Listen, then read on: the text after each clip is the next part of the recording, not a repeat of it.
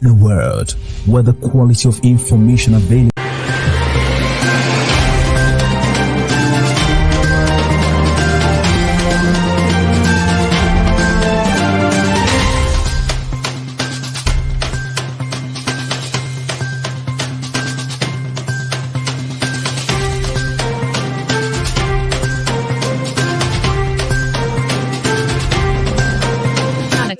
Keep watching The Politics every Friday, 12 p.m. Eastern Time on New York Parrot TV, the voice for humanity.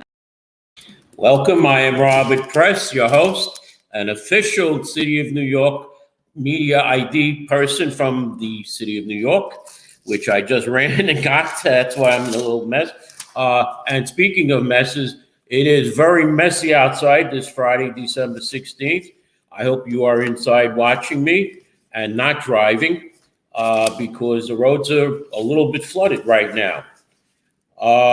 My guest was supposed to be Mr. Jose Padilla, a former correction officer, but he gave me a call about early this morning that he had a doctor's appointment. The doctor called him, he had an opening, and he had to go. So I'm going to do this alone, and we're going to shorten the show to about a half hour today.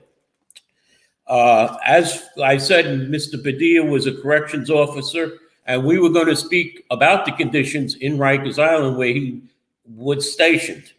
He said that the conditions in Rikers when he was there were just as bad as right now, but there were more prisoners and there were more prison guards. And he said that the officers weren't really attacked because they had control of the prisoners. As a matter of fact, it was just reported by the Bronx District Attorney that a police officer and a corrections officer was attacked by an inmate and sentenced to more time in there. It's kind of crazy because if an inmate is in prison and they attack a prison guard and their sentence is increased, it's crazy. Now, as far as what's happening with this Rikers Island closure, they're trying to put prisoners, and I'm saying prisoners, people who are in jail or people who are awaiting trial, who have been accused of crimes and they are waiting for trials. So they want to put these people who are currently sick, which could mean they have a heart condition, they could have wounds from shooting or a stabbing that in the process of allegedly committing a crime. And they're in a special unit at Rikers, which handles these people. And it could be a person with diabetes who maybe their sugar is out of control and the person has maybe fainted or whatever. But we have seen the 19th death this year at Rikers Island.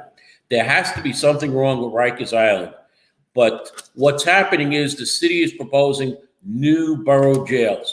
Now, why is the city proposing new borough jails? Why does Rikers Island have to be closed? $25 billion was spent at LaGuardia Airport over the past few years to modernize LaGuardia Airport into a world-class airport. The problem, though, at LaGuardia Airport is the runways cannot handle the bigger jets. In order to handle the bigger jets, Rikers Island has to be closed and the runways extended onto Rikers Island so that LaGuardia Airport can handle these big jets. This has been in the works for about 3 to 5 years.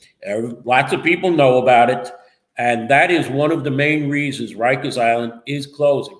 Not because it's in such bad shape, because if you can rehab LaGuardia Airport, which was in bad shape, you can just rehab Rikers Island into a much better jail. You just take one side of the island, close it off, redo it, and then you take the other side of the island and redo it. So there's no need to spend billions of dollars on these new jails, except if you want to give jobs to people. And in the construction industry, that's the name of the game. Build, build, build. As we have heard, Mayor Build Everywhere, I'll call him Adams, he wants to build, you're getting new Metro North stations, but you're going to get 3,000 housing units at each station, at least in Morris Park and Van Ness Park, just as we heard in the first meeting. And I'll tell you, I was at the original meetings of the of the 4 train stations. They were all grouped together. We were shown where they would be approximately, and then we were given little post-it pads, and we were told to write on the pads and then stick it where on the map where we wanted such items, such as maybe a bus stop to have buses come in and let people off, have a Haagen-Dazs ice cream store, because that's how far back it was. Haagen-Dazs was the super premium ice cream. Whether we wanted bike racks, because there were no e-scooters when these meetings were being held. And we also said, well, if people are going to go to these stations, they may not all take the bus. They may drive to the station. So we're going to need parking at these train stations, among other things. You know, you want restaurants in case people come home and want to have a meal out instead of going home. So, you know, there were many different things. There were mini parks, trees, benches. I could go on for about 10 more minutes with it, but I'm not going to. So, as I said, we were given these sticky pads or the Post-its, and we had to come up with a lot of ideas. But, and I'm going to say this, not one sticky note had affordable housing on it, to build units of affordable housing. There was no mention of any affordable housing. Mr. Mayor, I want to build more affordable housing, and now the governor has chimed in that she wants even more affordable housing in New York. So I don't know where these people are going to do it.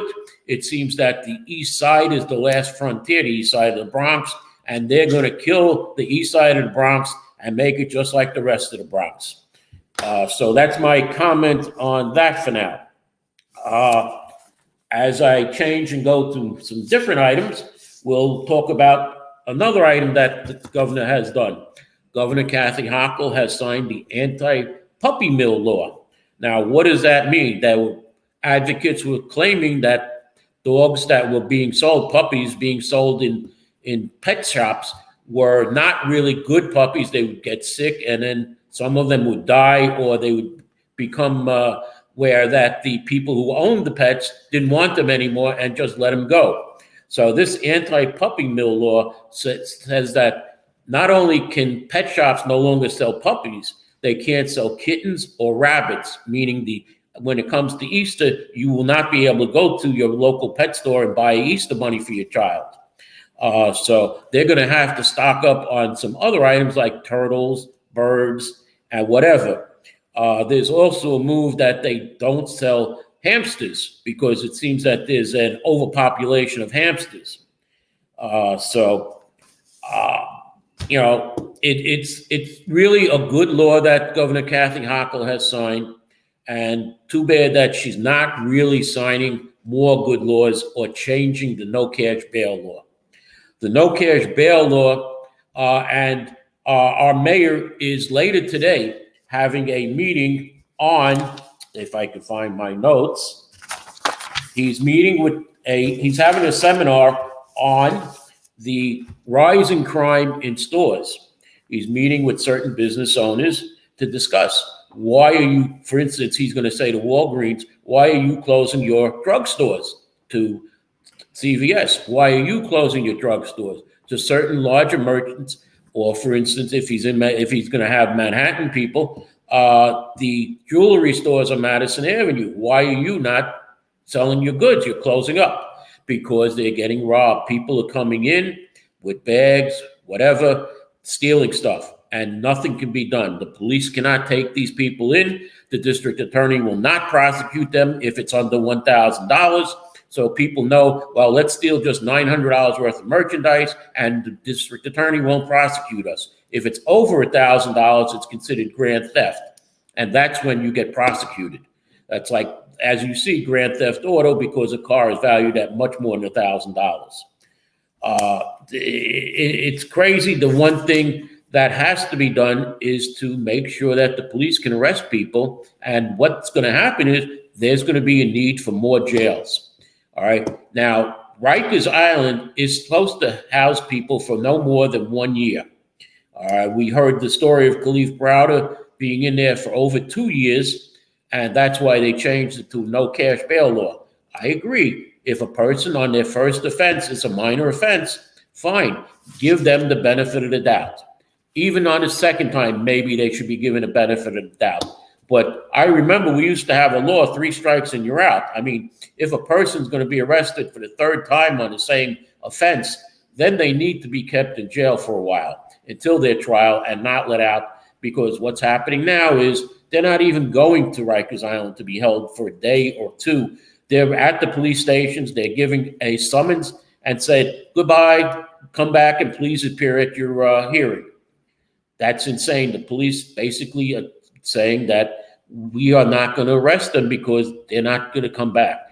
As it is, the police are not going after dirt bikes or any crimes that are committed by bikes or even car chases, because they have been told that not to injure any innocent people who are standing on the corners or whatever. And well, this is what we're getting. We're getting crime, and it's very bad. As far as the local precincts, all right, I'm now in the east side with the 49th precinct, and these cops are saying that we have more calls. We can't do much. We only have to look at video and then try and catch the thief, which is crazy because they're not being proactive and out there trying to prevent crime. They're being reactive and looking at video, trying to catch the perpetrator. And I can't believe what's going on. We need more police. We need the police to arrest people who are committing the crimes before or trying to prevent the crimes. I'll give you an example. White Plains Road, about 5 years ago, was a lovely shopping strip. It had clothing stores. It had everything. Now there are about 10 stores that are empty. People are waiting. I mean, you have a big Walgreens that was one of the anchors of the store, of the shopping area, that closed because people were coming in and stealing off the shelves. And there is no reason for a store to open if they can't make it. All right. Also, what's happening to the brick and mortar stores? People are ordering online. When you order from Amazon, you're taking business away from your local merchant. All right. That local merchant has to make up that business with other people. And if more people are shopping online, that merchant is not going to have the business and they will go out of business. And you could see this anywhere, basically on Fordham Road, on Kingsbridge Road, Broadway in Kingsbridge. There are empty stores. And what is going to happen to these empty stores? Up in Riverdale, for instance, Blue Bay Diner just closed because the lease was up and the landlord wanted more money. The diner couldn't afford it because COVID had decreased their flow of people into the store, and they just can't afford the higher rent.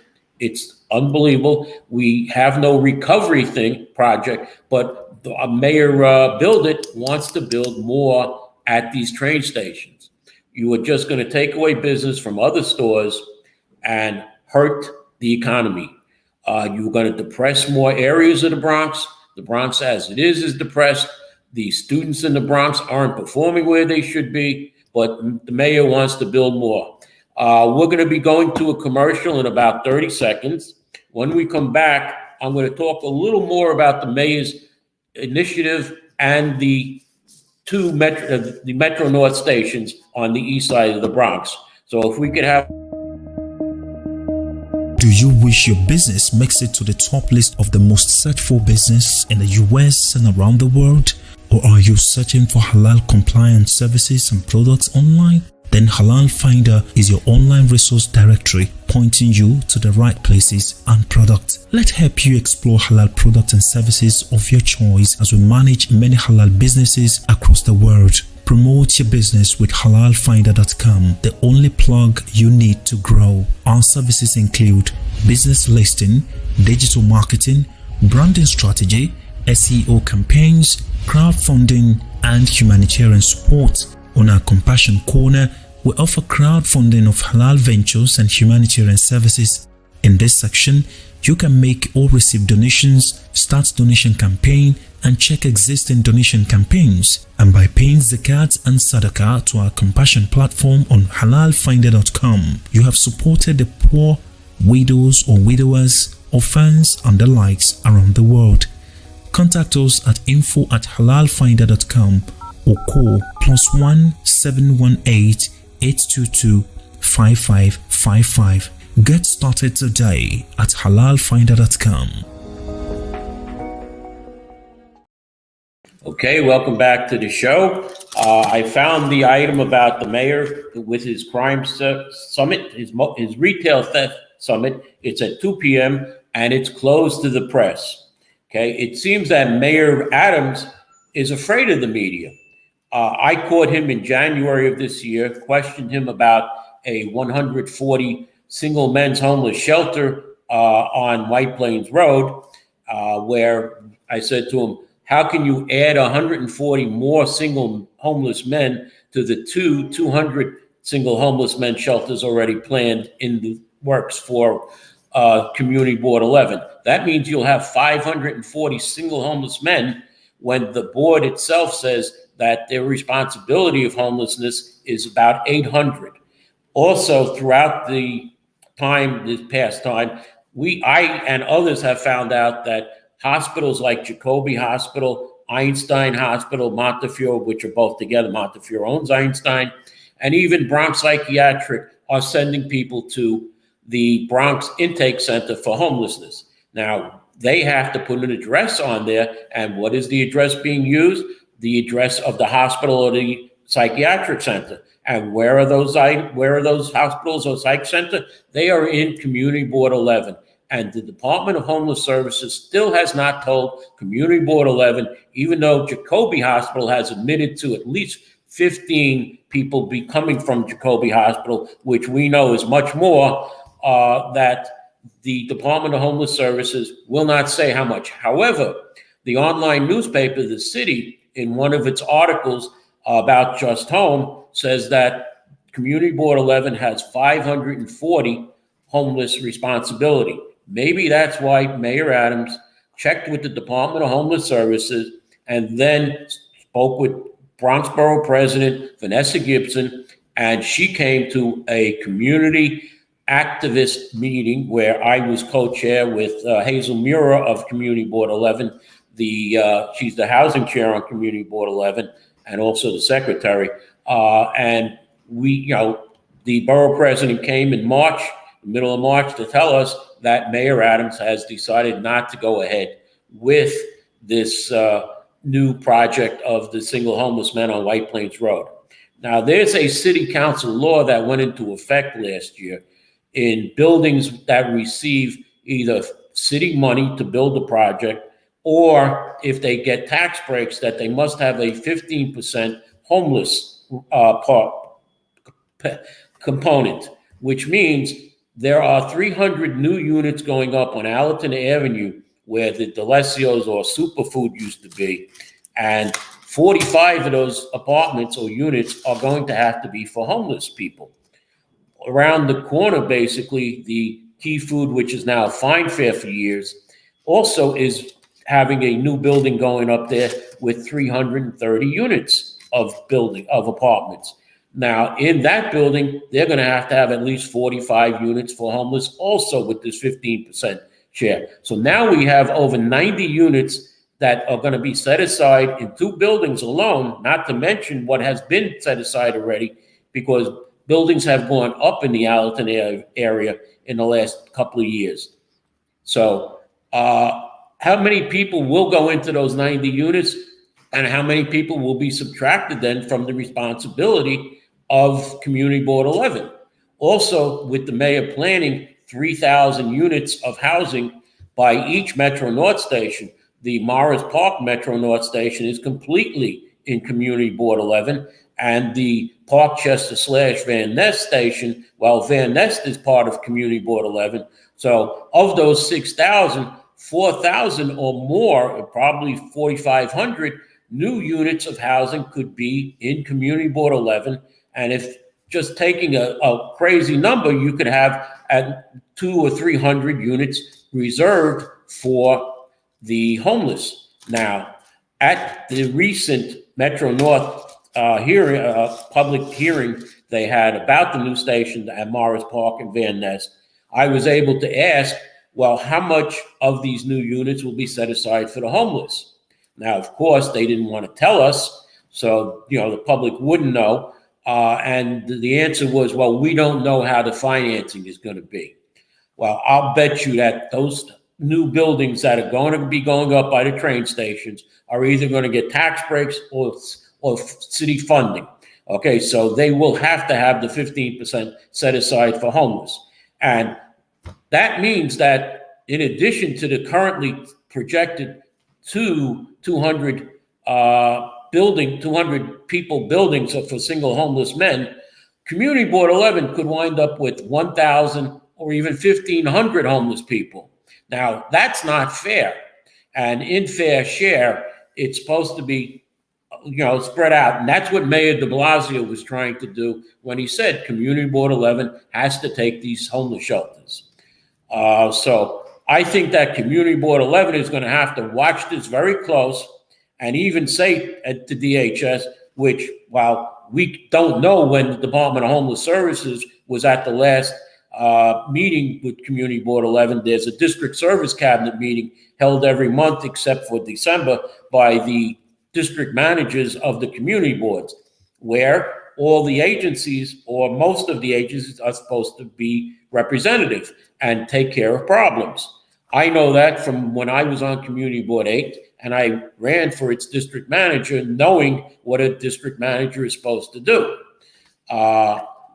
Now, there's also a bigger problem at Community Board 11 because last night at the leadership committee meeting, the new chair of the board, Mr. Yahe Obeid, said that he will be stepping down from Community Board 11 as the chair. He said he will hope to be remaining as a member of Community Board 11, but he has a job as an air traffic controller. He is very big in the Yemen community and has made Little Yemen into Big Yemen right now in Community Board 11. So he has a lot of responsibilities, and he is stepping down from Community Board 11, whether it's because of his responsibilities or something else, because there were complaints about him by one person as far as what he said. So we don't know, but the former chair of Community Board 11, Mr. Al D'Angelo, who is the vice chair, will be taking over January 1st, and the board will have 2 months to find a new chair of the community board.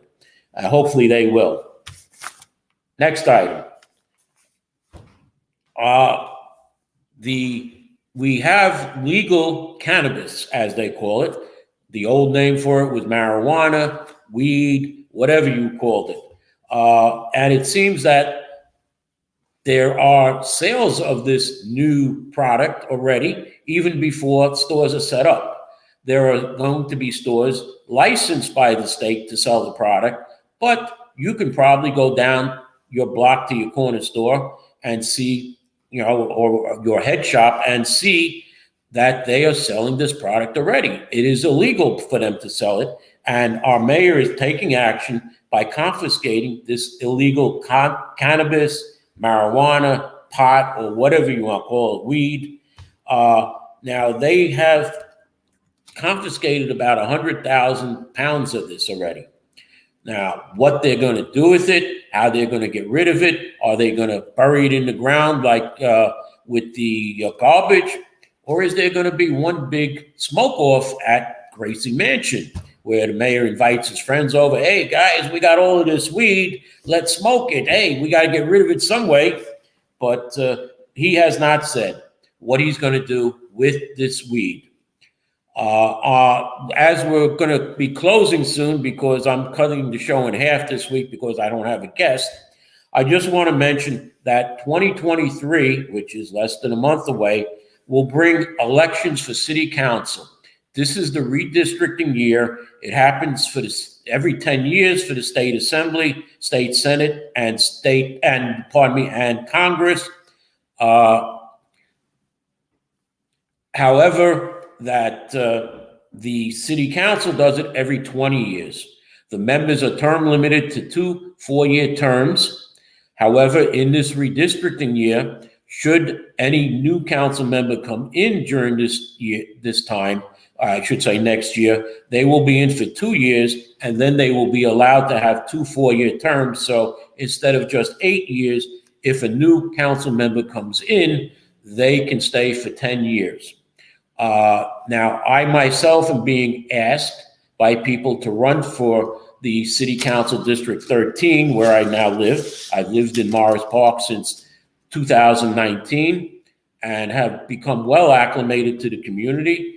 I've been a member of the Morris Park Community Association, Van Ness Community Association, Pelham Parkway Neighborhood Association, and now I'm an executive member of the Mothers and Fathers Against 1900 Seminole Avenue. That is the proposed proposed site for housing former, well, they're not former because they're not going to be released. They're not going to be serving out their terms. They are people who are being held on for their trials, or people who are still in there who would be in the infirmary at Rikers Island. They are trying, the Health and Hospitals Corporation is trying to have them put at Jacoby Hospital.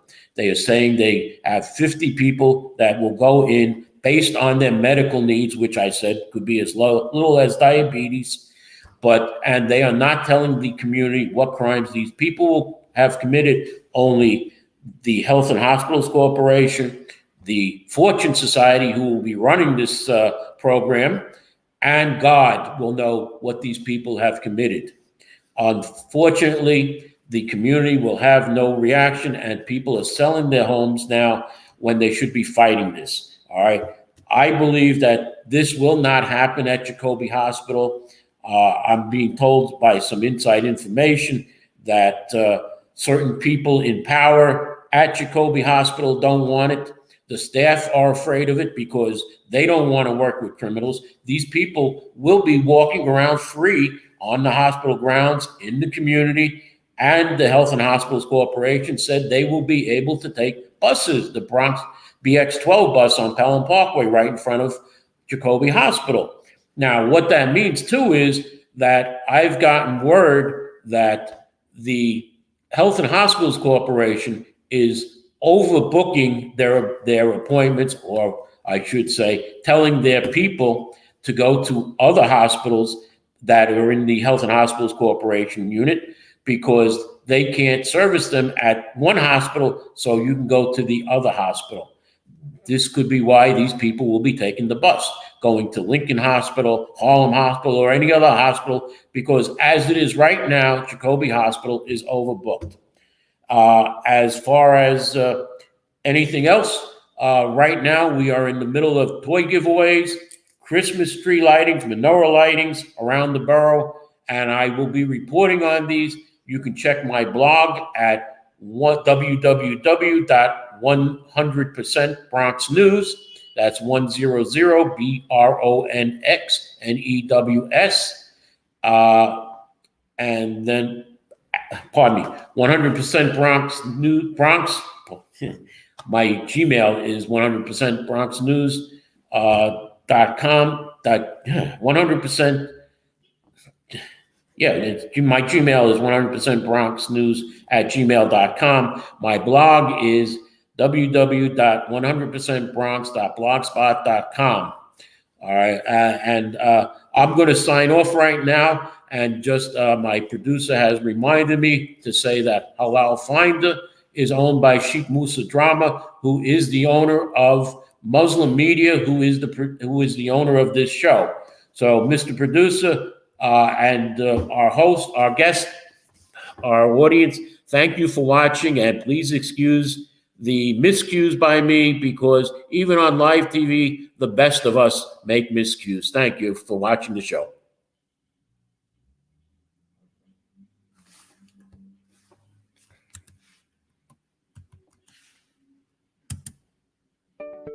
Are you curious about financial literacy?